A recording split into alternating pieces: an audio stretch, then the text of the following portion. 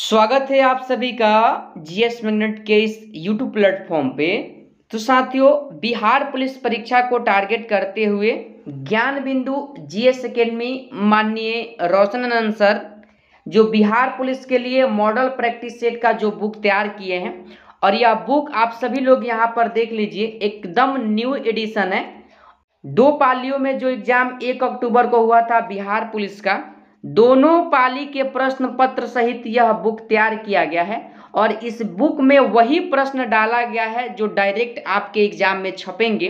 और 1 अक्टूबर के दिन जो लेवल था बिहार पुलिस का प्रश्न पूछने का, वही लेवल इस बुक में प्रश्न दिया गया है। तो आप सभी के लिए यह क्लास, यह प्रैक्टिस सेट काफ़ी ज़्यादा इम्पोर्टेंट है।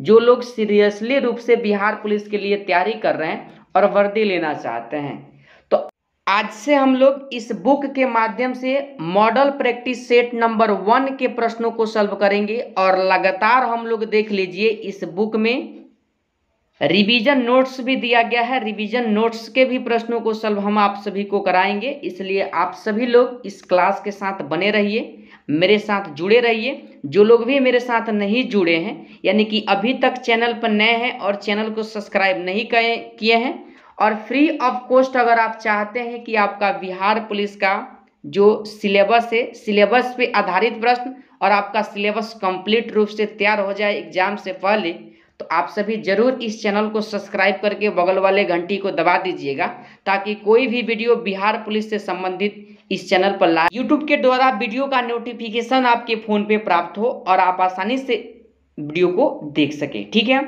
तो चलिए आज के सेशन को हम लोग शुरू करते हैं। लेकिन सेशन शुरू करने से पहले 1 मिनट में आप सभी से समय लूँगा, जिससे मैं आप सभी को अवगत करा दूं कि जिस बुक से हम लोग प्रैक्टिस सेट सॉल्व कर रहे हैं, इस बुक में और क्या क्या फैसिलिटी दिया गया है। ठीक है, तो आइए देख लीजिए। यहाँ पर ये कंटेंट का बात किया जाए तो 1 अक्टूबर के दिन हुए फर्स्ट शिफ्ट और सेकेंड शिफ्ट दोनों पाली के प्रश्न पत्र दिया गया है, संपूर्ण व्याख्या के साथ। दोनों पाली के प्रश्न पत्र को भी हम लोग सॉल्व करेंगे।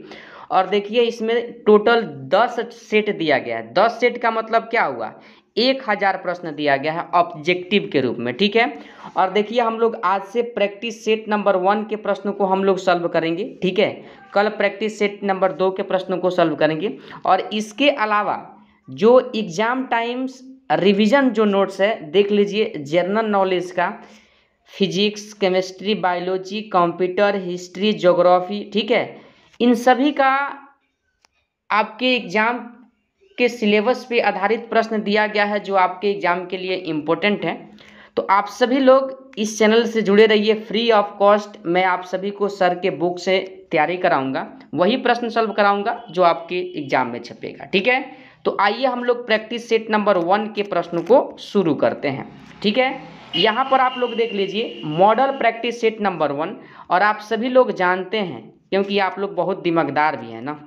देख लीजिए, सर का जो बुक पब्लिश होता है ज्ञान बिंदु जीएस एकेडमी और ज्ञानधारा पब्लिकेशन से सर का बुक छपता है, इस बात को भी आप लोग ध्यान रखिएगा। तो आप लोग कमेंट मत कीजिएगा कि यह दूसरे बुक का क्या है, प्रैक्टिस सेट। ठीक है, तो आइए हम लोग मॉडल प्रैक्टिस सेट नंबर 1 के प्रश्नों को देखते हैं, सॉल्व करते हैं। देखिए, पहला प्रश्न आपसे पूछा गया है, लिली किस देश का राष्ट्रीय चिन्ह है। लिली किस देश का राष्ट्रीय चिन्ह है, आपसे पूछा गया है। आप सभी लोग इस प्रश्न का जवाब कमेंट बॉक्स में बताइए। ठीक है, देखिए, अगर इस प्रश्न के लिए सही जवाब का बात किया जाए तो फ्रांस का राष्ट्रीय जो चिन्ह है क्या है, लिली है। पहले नंबर प्रश्न के लिए सही जवाब क्या हो जाएगा, तो ध्यान रखिएगा, यानी कि सी हो जाएगा। ठीक है, यहीं पर अगर इटली का बात किया जाए तो इटली के लिए आप सभी लोग ध्यान रखिएगा, सफ़ेद लिली क्या होता है, सफ़ेद लिली का नाम आप लोग ध्यान रखिएगा। ठीक है, सफ़ेद लिली इटली का क्या है, राष्ट्रीय चिन्ह है। ठीक है, वही अगर बांग्लादेश का बात किया जाए तो वाटर लिली आप लोग ध्यान रखिएगा, वाटर लिली का नाम आप लोग ध्यान रखिएगा। ठीक है, और कनाडा का बात कर लिया जाए तो कनाडा के लिए आप लोग ध्यान रखिएगा। ठीक है, मेपल लीफ क्या हो जाएगा, मेपल, ठीक है, मेपल लीफ का नाम आप लोग ध्यान रखिएगा, कनाडा का राष्ट्रीय क्या है, चिन्ह है। ठीक है, यहीं पर अगर भारत से आपसे पूछ लिया जाए, भारत से पूछ लिया जाए तो अशोक स्तंभ का नाम आप लोग जानते होंगे, अशोक स्तंभ का नाम आप लोग जानते होंगे, इस बात को ध्यान रखिएगा। ठीक है, चलिए तो अगले प्रश्न की तरफ हम लोग बढ़ जाते हैं। अगला प्रश्न है 2 नंबर, पक्षियों का स्वर्ग किस नेशनल पार्क को कहा जाता है? पक्षियों का स्वर्ग किस नेशनल पार्क को कहा जाता है? तो देखिए पक्षियों का जो स्वर्ग है, ध्यान रखिएगा, केवलादेव घना नेशनल पार्क। ऑप्शन नंबर क्या हो जाएगा? डी आपके प्रश्न का सही जवाब होगा, ध्यान रखिएगा। ठीक है, यह किस देश में किस राज्य में पड़ता है?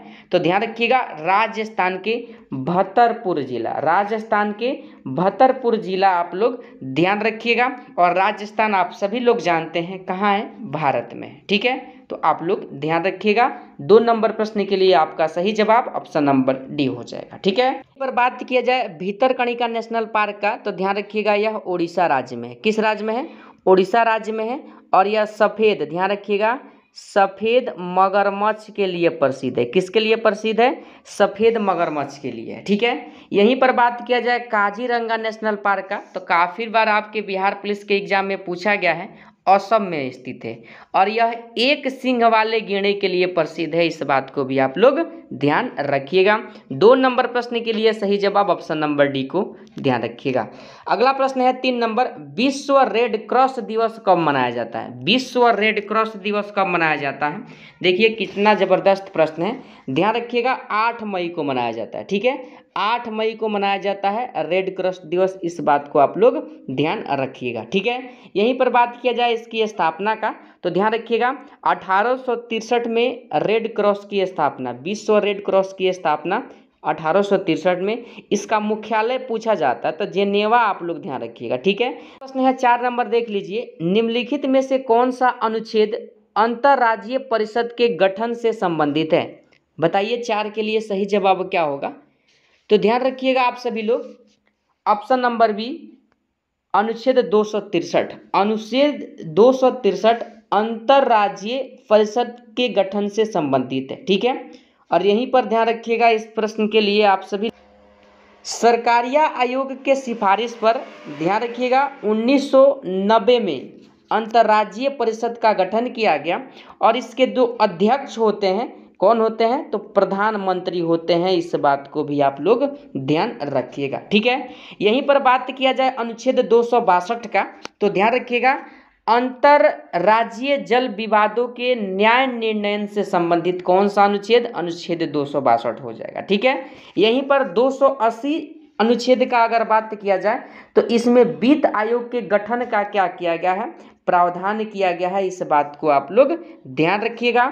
और 55 अनुच्छेद से कौन परिचित नहीं होगा कि राज्यपाल की नियुक्ति का प्रावधान किस अनुच्छेद में है?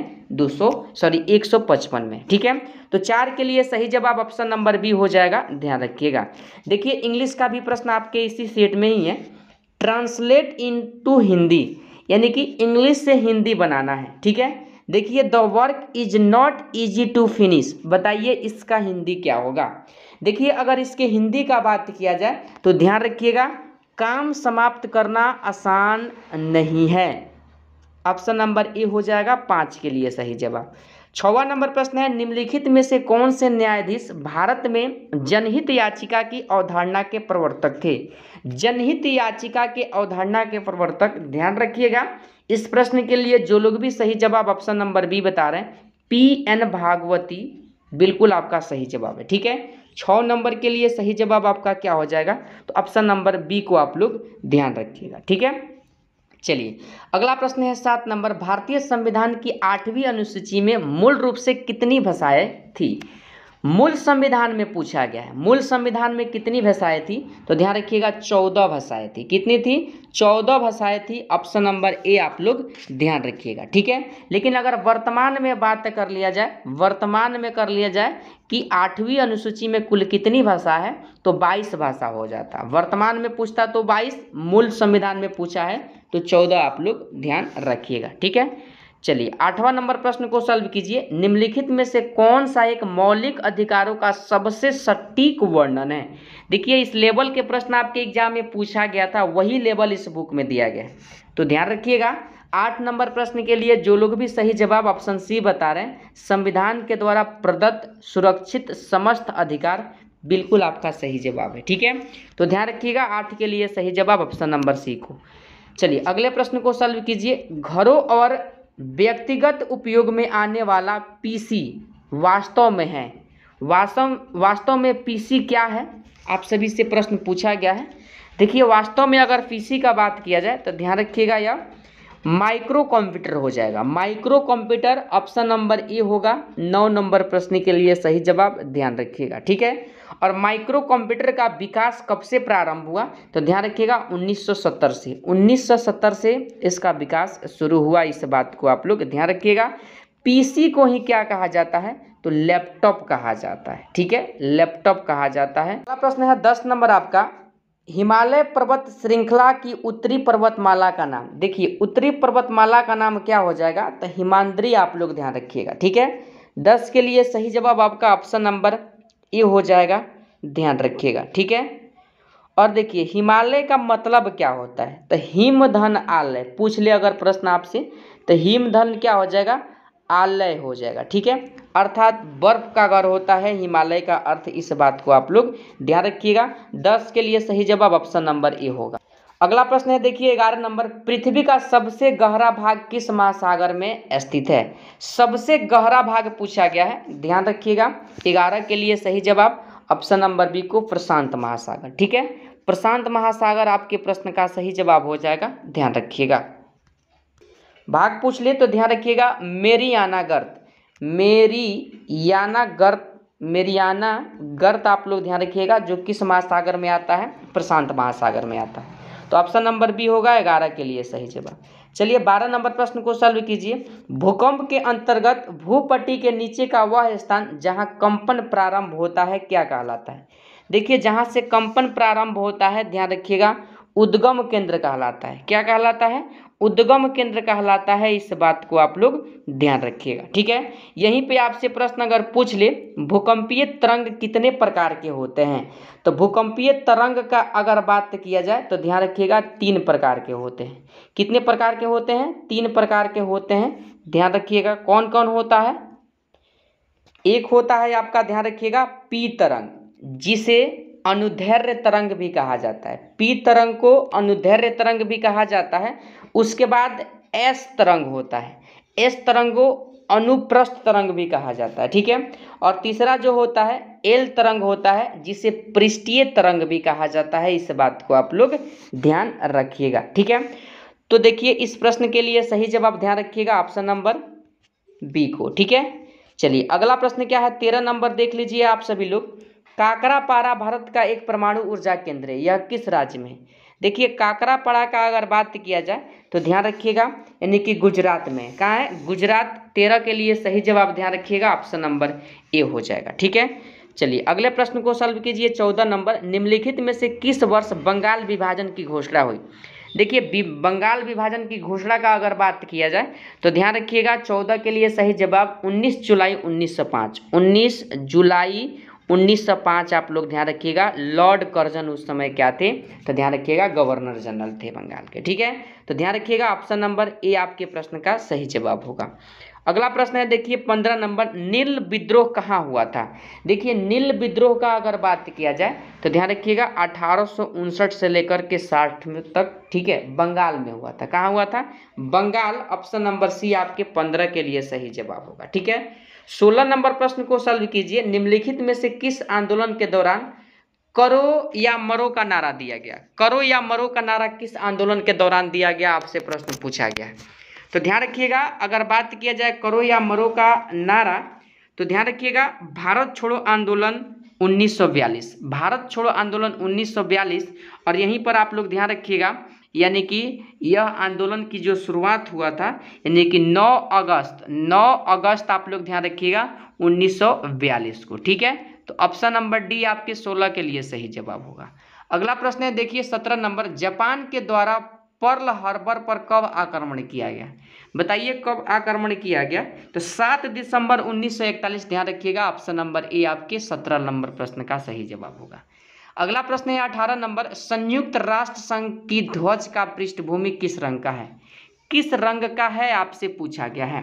देखिए अगर रंग पूछा गया है तो ध्यान रखिएगा, यानी कि ध्वज की जो पृष्ठभूमि है हल्का नीला रंग का है। हल्का क्या है? नीला रंग का है। ऑप्शन नंबर डी होगा 18 के लिए सही जवाब। इस बात को आप लोग ध्यान रखिएगा, ठीक है। और देखिए मैथ का जो प्रश्न दिया गया है 12th लेवल पर आधारित यूनियन से सब प्रश्न दिया गया है, यानी कि डी मॉर्गन के नियम से प्रश्न दिया गया है, जो एक प्रश्न को सॉल्व कराने में लगभग 5 से 7 मिनट 10 मिनट लग सकता है। तो देखिए सेट के माध्यम से आपको सॉल्यूशन मिल जाएगा, वहां से आप लोग इसको कंप्लीट कर लीजिएगा और पीडीएफ टेलीग्राम पर दे दूंगा, वहां से आप लोग इस प्रश्न को कंप्लीट कर लीजिएगा, ठीक है। तो मैथ के प्रश्न को आप लोग खुद से बनाने का प्रयास कीजिएगा, ठीक है। चलिए तो मैथ के बाद जो 21 नंबर प्रश्न है आपका, देखिए हिंदी से है, संध्या और रात्रि के बीच का समय के लिए सर्वाधिक उपयुक्त एक शब्द है। सर्वाधिक उपयुक्त शब्द क्या है? तो देखिए यह प्रश्न भी आपके बिहार पुलिस के एग्जाम में पूछा गया था। अब बिल्कुल 10th के हिंदी से प्रश्न है, इसका सही जवाब ऑप्शन नंबर सी गोधूली हो जाएगा, ठीक है। और 1 अक्टूबर के दिन यह प्रश्न पूछा भी गया था, इस बात को आप लोग ध्यान रखिएगा, ठीक है। काफ़ी लोग कमेंट भी करते हैं कि आंसर तो बता दीजिए। तो देखिए अगर 19 नंबर प्रश्न के लिए जो आंसर का बात कीजिएगा तो ध्यान रखिएगा आप सभी लोग, ऑप्शन नंबर सी आ जाएगा, ठीक है। और 20 नंबर प्रश्न का सही जवाब अगर सॉल्व कीजिएगा तो ऑप्शन नंबर ए आ जाएगा, ठीक है। आइए हम लोग आगे बढ़ते हैं। अगला प्रश्न आपका देखिए यहाँ पर 21 नंबर है, मीराबाई किस काल की कवियत्री है? मीराबाई किस काल की कवियत्री है? यहाँ से हमेशा प्रश्न बना है आपके एग्जाम में, आगे भी बनेगा, ध्यान रखिएगा। भक्ति काल, ऑप्शन नंबर ए। जो लोग भी बता रहे हैं 22 नंबर प्रश्न के लिए आपका बिल्कुल सही जवाब होगा, ठीक है। आदिकाल का अगर बात किया जाए कवि का तो ध्यान रखिएगा, अमीर खुसरो, विद्यापति चंद्र वरदाई का नाम ध्यान रखिएगा। वही अगर भक्ति काल का बात किया जाए, भक्ति काल का बात कर लिया जाए तो ध्यान रखिएगा, तुलसीदास, सूरदास, मलिक मोहम्मद जायसी, कबीरदास, रैदास, ये सब किस काल के हैं? भक्ति काल के। वही आधुनिक काल के कवि का बात किया जाए तो प्रसाद, ठीक है, पंत निराला, महादेवी वर्मा, ठीक है, मैथिली शरण गुप्त का नाम ध्यान रखिएगा, रामधारी सिंह दिनकर आधुनिक काल के सब कवि है, ठीक है। चलिए 23 नंबर प्रश्न क्या है, सदाचार की ताबीज के लेखक कौन है? बताइए इस ताबीज के लेखक कौन है? तो ध्यान रखिएगा, जो लोग भी ऑप्शन नंबर बी बता रहे हैं हरिशंकर परसाई, बिल्कुल आपका सही जवाब है, ठीक है। चलिए 24 नंबर प्रश्न को सॉल्व कीजिए, मानव विकास रिपोर्ट किस संगठन के द्वारा प्रकाशित होता है? किस संगठन के द्वारा प्रकाशित होता है? तो ध्यान रखिएगा यूएनडीपी के द्वारा तैयार होता है, ठीक है। यूएनडीपी आप लोग ध्यान रखिएगा, ऑप्शन नंबर ए आपके इस प्रश्न का सही जवाब होगा, ठीक है। चलिए अगला प्रश्न क्या है देख लीजिए यहाँ पर। अगला प्रश्न है आपका 25 नंबर, महानलोविस समिति संबंधित है, किससे संबंधित है? देखिए अगर इस समिति का संबंध पूछा जाए तो राष्ट्रीय आय से है, ऑप्शन नंबर बी। जो लोग भी बता रहे हैं इस प्रश्न के लिए बिल्कुल आपका सही जवाब है, ठीक है, ध्यान रखिएगा आप सभी लोग। वहीं पर अगर बात किया जाए लघु उद्योग से संबंधित समिति का तो आबिद हुसैन समिति का नाम ध्यान रखिएगा, ठीक है। और यहीं पर अगर देख लिया जाए औद्योगिक रुग्णता का तो ध्यान रखिएगा, इससे संबंधित समिति जो हो जाएगा गोस्वामी समिति, गोस्वामी समिति हो जाएगा। अब बैंकिंग सेवा सुधार से संबंधित समिति का अगर आपसे नाम पूछ ले तो गोईपोरिया समिति का नाम आप लोग ध्यान रखिएगा, ठीक है। लेकिन महानलोविस समिति से पूछा है, आय से संबंधित है, ऑप्शन नंबर बी आपके प्रश्न का सही जवाब होगा। 26 नंबर प्रश्न है, निम्नलिखित में से कौन सी एक भेड़ की नस्ल है? कौन सी एक भेड़ की नस्ल है आपसे पूछा गया है। देखिए भेड़ की नस्ल शाहवादी हो जाएगा, ऑप्शन नंबर बी आप लोग ध्यान रखिएगा, आपके प्रश्न का सही जवाब हो जाएगा, ठीक है।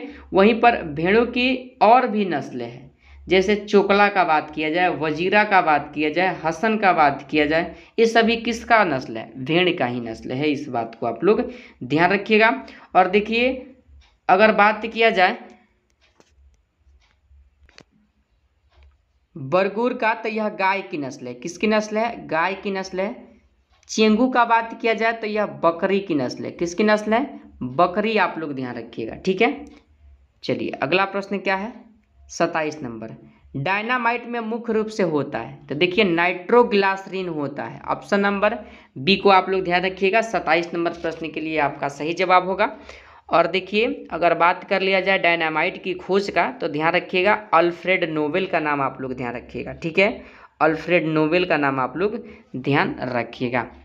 चलिए अगला प्रश्न क्या है, देखिए यहाँ पर 28 नंबर आपका, मुख से निकलने वाली लार किसका पाचन करती है? मुख से निकलने वाली लार किसका पाचन करती है? तो आप सभी लोग जानते हैं कि लार जो है किसका पाचन करता है, तो स्टार्च का पाचन करता है, ठीक है।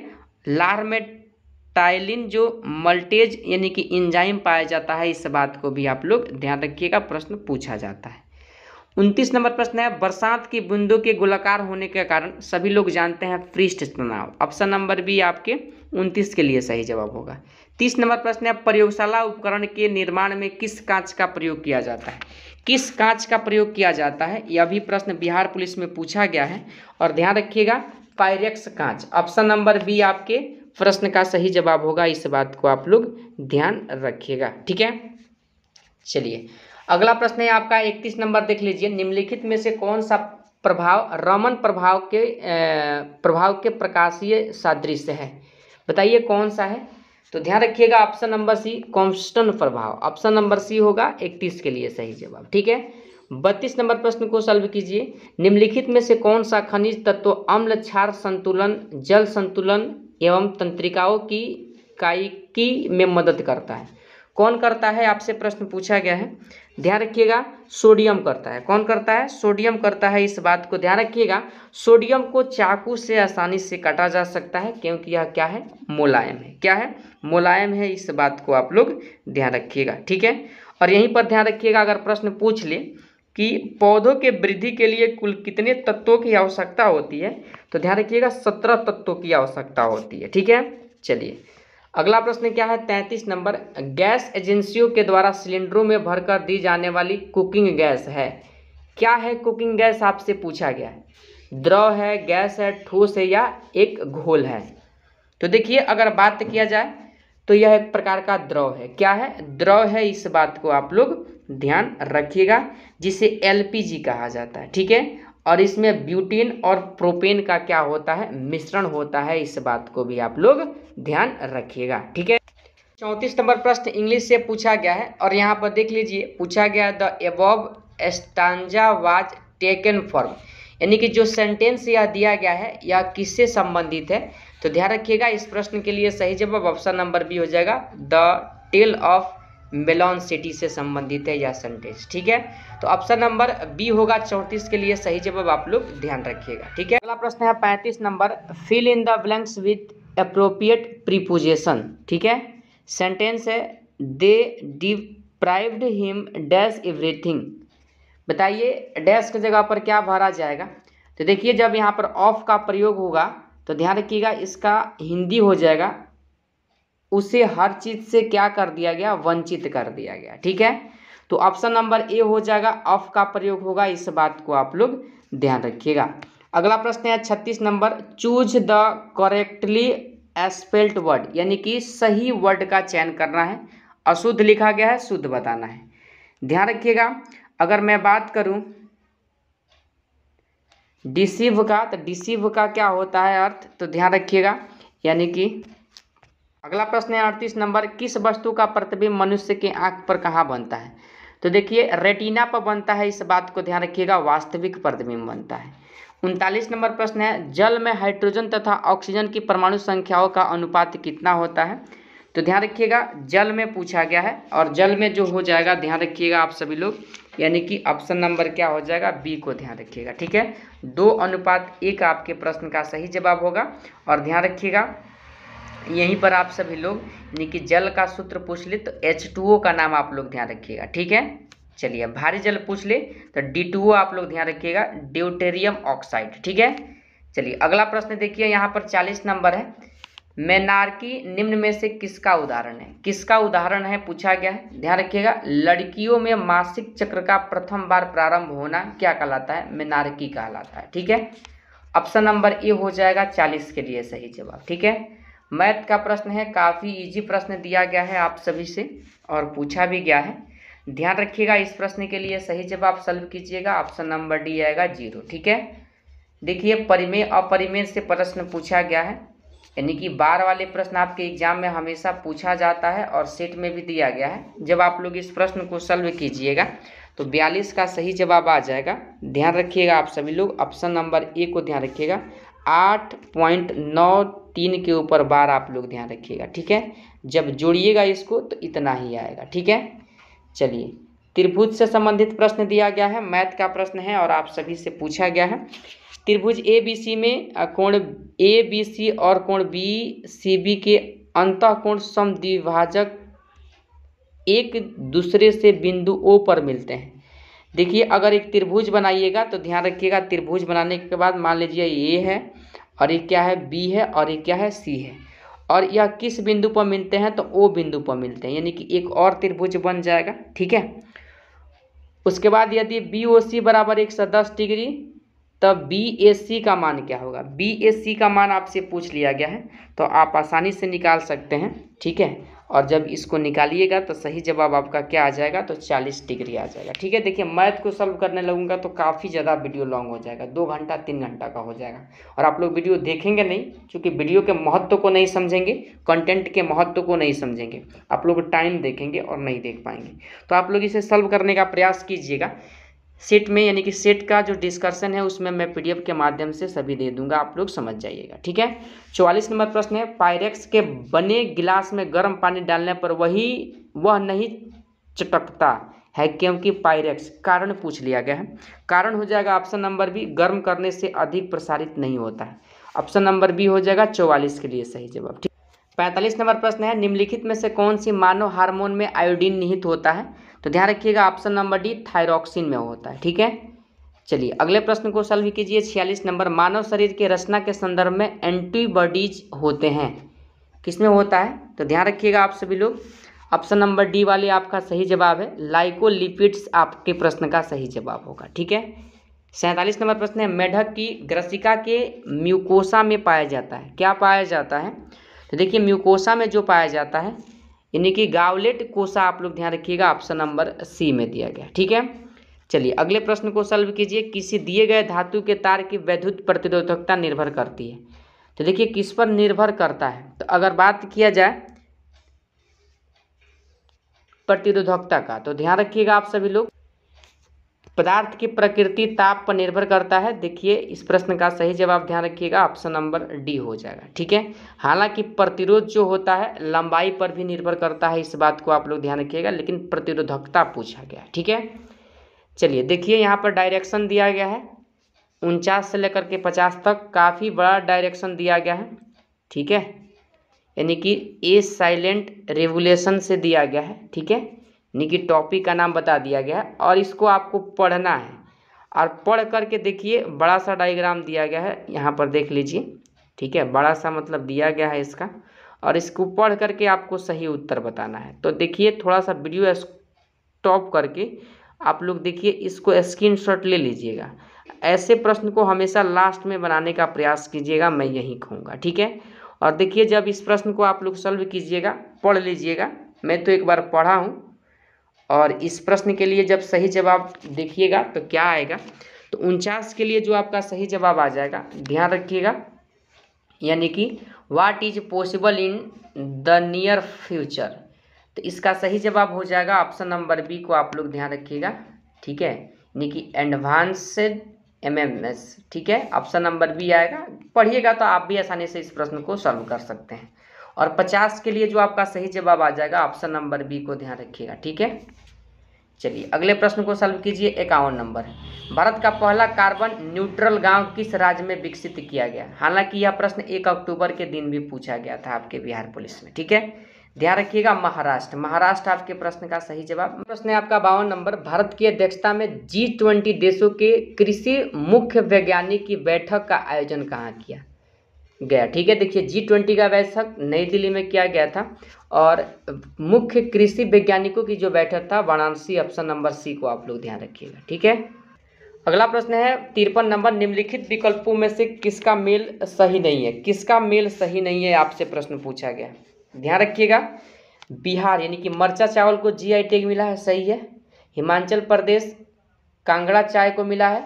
छत्तीसगढ़ नागरी दुबराराज चावल को मिला है। वहीं मध्य प्रदेश का अगर बात किया जाए तो आप लोग ध्यान रखिएगा, यानी कि बस होली पेंटिंग मध्य प्रदेश से संबंधित नहीं है। ध्यान रखिएगा यह किस राज्य से संबंधित है? जम्मू कश्मीर। जम्मू कश्मीर आप लोग ध्यान रखिएगा, आपके प्रश्न का सही जवाब हो जाएगा। ठीक है, ऑप्शन नंबर ए आपके प्रश्न का सही जवाब होगा। बेमेल पूछा है, गलत पूछा है। 54 नंबर प्रश्न है, हाल ही में हुए विधानसभा चुनाव में किस राज्य में कांग्रेस पार्टी की सरकार बनी है? कांग्रेस पार्टी की सरकार कहाँ बनी है? तो ध्यान रखिएगा, मई 2023 में हुए विधानसभा के चुनाव में कांग्रेस पार्टी की सरकार यानी कि पूर्ण बहुमत की सरकार कर्नाटक में बना है। ऑप्शन नंबर बी हो जाएगा 54 नंबर प्रश्न के लिए सही जवाब। इस बात को आप लोग ध्यान रखिएगा। ठीक है, चलिए अगला प्रश्न है 55 नंबर, एक कार के बैटरी में प्रयुक्त विद्युत अपघटय पदार्थ आप सभी लोग जानते हैं H2SO4 यानी कि सल्फ्यूरिक अम्ल। ठीक है, 55 के लिए सही जवाब ऑप्शन नंबर बी को ध्यान रखिएगा। 56 नंबर प्रश्न है, जटिल परमाणु नाभिक को सरलतम नाभिकों में तोड़ना क्या कहलाता है? तो सरलतम नाभिक में तोड़ना जो कहलाता है, ध्यान रखिएगा, विखंडन कहलाता है। ऑप्शन नंबर सी में दिया गया। ठीक है, 57 नंबर प्रश्न है, निम्नलिखित में से किस स्थिति में लिफ्ट में बैठा व्यक्ति लिफ्ट के छत से टकरा जाएगा? लिफ्ट के छत से टकरा जाएगा, तो ध्यान रखिएगा, यानी कि लिफ्ट ए त्वरण यानी कि जी का मान ए से क्या हो, यानी कि कम हो, से नीचे जा रही हो। ऑप्शन नंबर सी 57 के लिए सही जवाब होगा। ठीक है, ध्यान रखिएगा आप सभी लोग। 58 नंबर प्रश्न है, निम्नलिखित रंगों के तरंगदैर्घ्य का बढ़ते क्रम क्या है? बढ़ते क्रम पूछा गया है, तो ध्यान रखिएगा, बैगनी, उसके बाद आता है जामुनी, जामुनी के बाद पीला, पीला के बाद नारंगी, यानी कि 4 2 3 1, 4 2 3 1 आपके प्रश्न का सही जवाब होगा। Option number B. आपके एग्जाम में प्रश्न 2 पूछा जाता है, लाल रंग का प्रकीर्णन सबसे कम होता है और तरंगदैर्घ्य क्या होता है? सबसे अधिक। बैगनी रंग का प्रकीर्णन सबसे अधिक होता है, तरंगदैर्घ्य क्या होता है? कम होता है। इस बात को आप लोग ध्यान रखिएगा। 59 नंबर प्रश्न है, किस धनराशि पर 5% वर्ष की दर से 2 वर्ष के साधारण ब्याज और चक्रवृद्धि ब्याज के बीच अंतर 63 रुपया है तो बराबर होगा? यानी कि आपसे राशि पूछ लिया गया है। देखिए, जब राशि को सॉल्व कीजिएगा तो इस प्रश्न को सॉल्व करने के बाद जो सही जवाब आएगा निकल करके, ध्यान रखिएगा, 25,200 रुपया आ जाएगा। इस बात को भी आप लोग ध्यान रखिएगा। ठीक है, देखिए इसको सॉल्व कैसे कीजिएगा, तो PDF के सहारे आपको सॉल्यूशन मिल जाएगा, वहाँ पर समझ जाइएगा। ठीक है, चलिए अगला प्रश्न भी मैथ से है, देख लीजिए। और आप सभी जानते हैं कि घनों की संख्या निकालने का फॉर्मूला क्या होता है? तो घनाभ का आयतन, घनाभ का क्या हो जाएगा? आयतन हो जाएगा। अब बटा क्या हो जाएगा? एक घन का आयतन। एक घन का आयतन आप लोग ध्यान रखिएगा इस प्रश्न के लिए। और जब इस फार्मूला पर आप लोग प्रश्न को सेट कीजिएगा तो आपका सही जवाब 8 निकल करके आएगा। ऑप्शन नंबर ए में दिया गया। ठीक है, चलिए अगला प्रश्न है 61 नंबर, वाक्य के पूर्ण होने पर कौन सा चिन्ह लगाया जाता है? वाक्य के पूर्ण होने के बाद, तो ध्यान रखिएगा, वाक्य जब पूर्ण हो जाता है तो ऑप्शन नंबर सी पूर्ण विराम लगाया जाता है। 62 नंबर प्रश्न है, अत्यंत में कौन सा उपसर्ग है? तो अत्यंत में उपसर्ग हो जाएगा अति। ऑप्शन नंबर बी में दिया गया है, ध्यान रखिएगा। प्रश्न है 63 नंबर, अद्भुत शब्द का समानार्थी नहीं है। कौन नहीं है अद्भुत का समानार्थी? ध्यान रखिएगा, भयानक नहीं है। ऑप्शन नंबर सी आपके 63 का सही जवाब होगा। और 64 नंबर प्रश्न को देख लीजिए, 1 पिकोग्राम बराबर होता है। 1 पिकोग्राम किसके बराबर होता है? तो ध्यान रखिएगा, एक जो पिकोग्राम हो जाएगा, ठीक है, इंपॉर्टेंट है आपके एग्जाम के लिए, 10 के पावर -12 ग्राम हो जाएगा। ऑप्शन नंबर सी को आप लोग ध्यान रखिएगा। ठीक है, चलिए अगला प्रश्न क्या है देख लीजिए यहाँ पर। 65 नंबर, प्रकृति में सबसे अधिक मात्रा में पाए जाने वाला कार्बनिक यौगिक प्रकृति में पूछा गया है। देखिए ऐसे प्रश्न हमेशा पूछा जाता है और सेलुलोज हो जाएगा। ऑप्शन नंबर डी आपके प्रश्न का सही जवाब होगा, ध्यान रखिएगा। ठीक है, चलिए यहीं पर अगर पूछ ले आपसे एक प्रश्न और कि सेलुलोज किस में पाया जाता है? तो वनस्पतियों में पाया जाता है। इस बात को ध्यान रखिएगा।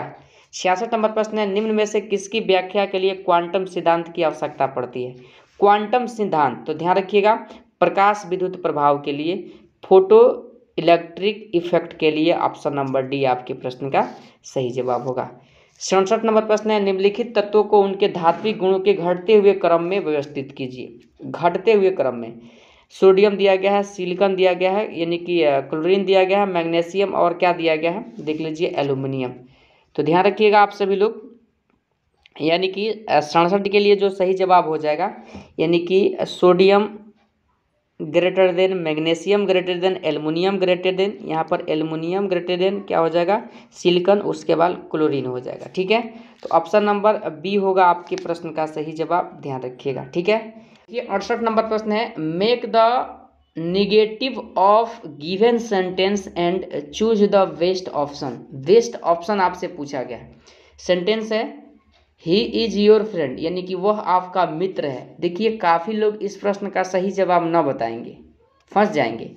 देखिए सेंटेंस के अर्थ को समझिए, वह आपका मित्र है, इसका देखिए निगेटिव क्या हो जाएगा, इनेमी। ध्यान रखिएगा, इनेमी के मतलब क्या होता है, दुश्मन। क्या होता है, मित्र का क्या हो जाएगा, विलोम, दुश्मन। आप लोग ध्यान रखिएगा। तो इस प्रश्न का सही जवाब option A, he is not your enemy हो जाएगा, ध्यान रखिएगा। ठीक है, चलिए अगला प्रश्न है 69 नंबर, फ़ारेनहाइट पैमाने में हिमांक तथा भाप बिंदु के बीच की दूरी कितने के भागों में बांटा गया है, कितने बराबर भागों में बांटा गया है। देखिए बराबर भागों में जो बांटा गया है, ध्यान रखिएगा 180। 180 आपके प्रश्न का सही जवाब, ध्यान रखिएगा। ठीक है, अगला प्रश्न है 70 नंबर, हड्डियों में फास्फोरस डैश के रूप में पाया जाता है। फास्फोरस जो पाया जाता है कैल्शियम फॉस्फेट के रूप में पाया जाता है, ध्यान रखिएगा। ठीक है, अगला प्रश्न है 71 नंबर, किसी झील में एक पत्थर फेंकने पर जैसे जैसे वह जल में नीचे डूबता है उस पर उत्प्लावन क्या होता है, बढ़ता है, घटता है या क्या होता है। ध्यान रखिएगा एक समान रहता है, ऑप्शन नंबर डी। ठीक है, 72 नंबर प्रश्न है, भारत का सबसे ऊंचा बांध कौन सा है। भारत का सबसे ऊंचा बांध आप लोग ध्यान रखिएगा, यानी कि टिहरी बांध है। कहाँ है, कौन है, टिहरी बांध है, उत्तराखंड में स्थित है। और ध्यान रखिएगा इसकी ऊंचाई कितना है, तो 260.5 मीटर आप लोग ध्यान रखिएगा। ठीक है, भागीरथी और भिलंगना नदियों के संगम पर यह बांध बनाया गया है। ठीक है, अगला प्रश्न है 73 नंबर, भारत का सबसे प्राचीन कृत्रिम बंदरगाह। प्राचीन कृत्रिम बंदरगाह चेन्नई हो जाएगा, ध्यान रखिएगा, ऑप्शन नंबर डी। 74 नंबर प्रश्न है, गुलाबी क्रांति संबंधित है, तो गुलाबी क्रांति का संबंध हो जाएगा, ध्यान रखिएगा, इजी प्रश्न है, प्याज से। किससे हो जाएगा, प्याज आपके प्रश्न का सही जवाब होगा, ध्यान रखिएगा। हरित क्रांति, ध्यान रखिएगा, खाद्यान्न से संबंधित है। ठीक है, खाद्यान्न से संबंधित है। उर्वरक उत्पादन से कौन सा क्रांति संबंधित है, तो भूरी क्रांति, ध्यान रखिएगा। अंडा के उत्पादन से, तो ध्यान रखिएगा अंडा का उत्पादन से रजत क्रांति। ठीक है, चलिए अगला प्रश्न क्या है, देखिए यहाँ पर 75 नंबर, नई आर्थिक नीति कब घोषित हुई। नई आर्थिक नीति 24 जुलाई 1991, ऑप्शन नंबर सी आपके प्रश्न का सही जवाब होगा, ध्यान रखिएगा। 76 नंबर प्रश्न है, भजन वैष्णव जन तो तेने कहिए पीर पराई जाने रे की रचना कौन किया था। कौन किया था बताइए आप सभी लोग। तो देखिए इस प्रश्न का सही जवाब क्या हो जाएगा, तो ध्यान रखिएगा ऑप्शन नंबर आप लोग सी को, नरसिंह मेहता का नाम, ध्यान रखिएगा। ठीक है, 77 नंबर प्रश्न है, हम्पी नगर किन दो नदियों के घाटी के बीच स्थित है। किन दो नदियों के घाटी, ध्यान रखिएगा, तुंगभद्रा और कृष्णा नदी के बीच, ऑप्शन नंबर डी को। ठीक है, अगला प्रश्न है 80 नंबर, चीन के शासकों द्वारा चीन का मशहूर दीवार बनाने का मूल उद्देश्य क्या था। देखिए इसका मूल्य उद्देश्य ध्यान रखिएगा, यानी कि आक्रमणकारियों से रक्षा करना। ठीक है, चलिए 79 नंबर प्रश्न है, निम्नलिखित में से किस भाषा में महावीर के द्वारा अपनी शिक्षा का प्रचार प्रसार किया गया। तो आप सभी जानते हैं प्राकृतिक भाषा, ऑप्शन नंबर सी। 79 के लिए सही जवाब ऑप्शन नंबर सी को आप लोग ध्यान रखिएगा। 8 नंबर प्रश्न है, कर्क रेखा किस राज्य से होकर नहीं गुजरती है। ध्यान रखिएगा कर्क रेखा कुल कितने राज्यों से होकर गुजरती है, तो 8 राज्यों से होकर गुजरती है। ठीक है, और ध्यान रखिएगा आप सभी लोग, यह उड़ीसा राज्य से होकर नहीं गुजरती है। इजी प्रश्न है, आप सभी को 1000 बार यह प्रश्न हम बताए होंगे। ठीक है, चलिए 81 नंबर प्रश्न क्या है, निम्नलिखित यामोत्तर में से कौन सा भारत का मानक यामोत्तर है। तो ध्यान रखिएगा 82.5 डिग्री पूर्वी देशांतर, ऑप्शन नंबर सी होगा 81 के लिए सही जवाब। इजी प्रश्न है, सभी को याद होगा। 82 नंबर प्रश्न है, निम्नलिखित में से जापान का महत्वपूर्ण सूती वस्त्र उत्पादन केंद्र।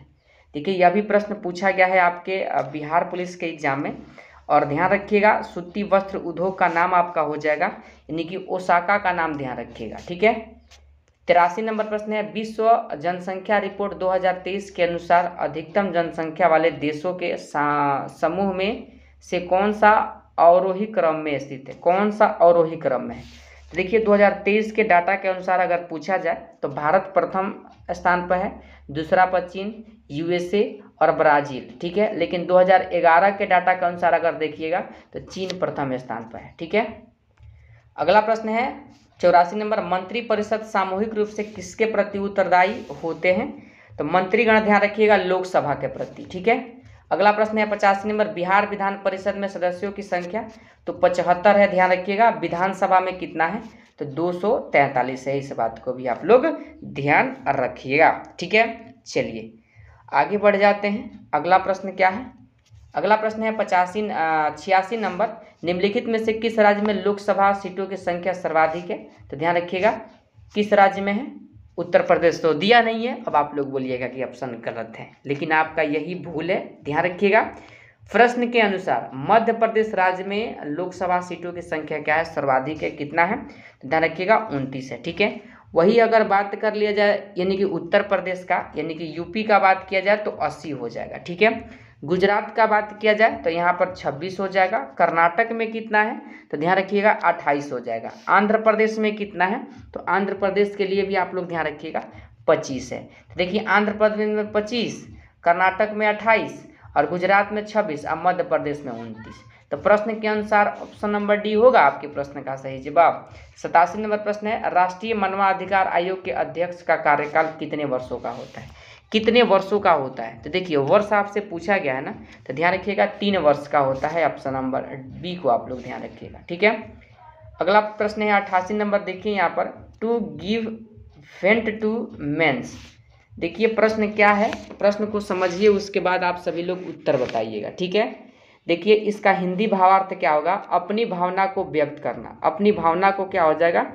व्यक्त करना। देखिए जब इस प्रश्न को आप लोग सॉल्व कीजिएगा तो इस प्रश्न का सही जवाब ऑप्शन नंबर बी ए आएगा, टू एक्सप्रेसेस, ठीक है। ऑप्शन नंबर ए आपके 88 के लिए सही जवाब होगा। उसी तरह 89 नंबर प्रश्न को जब आप लोग पढ़िएगा और इसे सॉल्व कीजिए, देखिए द लाल्टीन वर्ड प्रीमा फेसी मेंस, ठीक है। बताइए इस प्रश्न का सही जवाब। तो देखिए जब इस प्रश्न को आप लोग सॉल्व कीजिएगा तो इस प्रश्न का सही जवाब क्या आ जाएगा? तो ऑप्शन नंबर बी आ जाएगा, ध्यान रखिएगा, इफ फर्स्ट सिंग्स, ठीक है। ऑप्शन नंबर बी को आप लोग ध्यान रखिएगा। 90 नंबर प्रश्न को सॉल्व कीजिए। देखिए पढ़िए प्रश्न का और इस प्रश्न का सही जवाब एग्जेक्टिव आएगा, ऑप्शन नंबर डी को, ठीक है, ध्यान रखिएगा। 91 नंबर प्रश्न है, एलोरा की गुफाएं कहाँ हैं? तो एलोरा की गुफा की अगर मैं बात करूं तो ध्यान रखिएगा 91 के लिए सही जवाब ऑप्शन बी, औरंगाबाद। औरंगाबाद कहाँ पड़ता है? तो महाराष्ट्र में पड़ता है, इस बात को ध्यान रखिएगा। 92 नंबर प्रश्न है, थल सेना के उत्तरी कमांडर का मुख्यालय कहाँ है? तो थल सेना के उत्तरी कमांडर का मुख्यालय देखिए उधमपुर हो जाएगा। ऑप्शन नंबर सी को आप लोग ध्यान रखिएगा, ठीक है। चलिए 93 नंबर प्रश्न है, सूक्ष्म शब्द का विलोम। सूक्ष्म का विलोम क्या होगा? सूक्ष्म का विलोम हो जाएगा, देखिए स्थूल हो जाएगा, ठीक है। ऑप्शन नंबर ए को ध्यान रखिएगा। 94 नंबर प्रश्न है, जो एक स्थान पर टिक कर नहीं रहता वाक्यांश के लिए शब्द है। बताइए क्या शब्द है? तो ध्यान रखिएगा ऑप्शन नंबर सी को, या वार हो जाएगा, ठीक है, ऑप्शन नंबर सी। 95 नंबर प्रश्न है, निम्न में से अशुद्ध शब्द का चयन करें। अशुद्ध शब्द कैसे, मतलब अशुद्ध कौन लिखा गया है, ठीक है। देखिए अगर बात किया जाए 95 नंबर प्रश्न के लिए तो ध्यान रखिएगा विकल्प क्या होगा? तो नारायण। नारायण कैसे? नारायण ऐसे लिखा जाता है, ठीक है। तो ऑप्शन नंबर डी आपका गलत है। अगला प्रश्न है 96 नंबर, मैं इतना मीठा चाय नहीं पी सकता, इस वाक्य में दोष है। दोष क्या है? देखिए अगर दोष का बात कर लिया जाए तो ध्यान रखिएगा अवंती का दोष है। ऑप्शन नंबर ए को ध्यान रखिएगा। 97 नंबर प्रश्न है, देखिए मैथ का प्रश्न है और मैथ के प्रश्न को जब आप लोग सॉल्व कीजिएगा तो प्रॉफिट लॉस पढ़े होंगे आप लोग, ऐसा बात थोड़ी है कि नहीं पढ़े होंगे। 97 के लिए सही जवाब क्या हो जाएगा? तो ध्यान रखिएगा, सॉल्व कीजिए, 3.5/13% लाभ आ जाएगा, ठीक है। 98 नंबर, 99 नंबर और 100 नंबर। देखिए 98 नंबर प्रश्न भी मैथ का है और इसे सॉल्व कीजिएगा तो आपका 21% आंसर आएगा। और देखिए खिलाड़ी क्रिकेट से संबंधित प्रश्न दिया गया है, इसका सही जवाब 15 आ जाएगा। और आपका लास्ट वाला प्रश्न है, देख लीजिए 100 नंबर, बाढ़ से डूबे वन यानी कि का संबंध किससे है। देखिए जब इसका संबंध पूछा गया तो ध्यान रखिएगा, यानी कि अनूप से है। किससे है? अनूप आपके प्रश्न का सही जवाब। तो टेस्ट नंबर 1 में यानी कि सेट 1 में हम लोगों ने 100 प्रश्न को सॉल्व कर लिया है।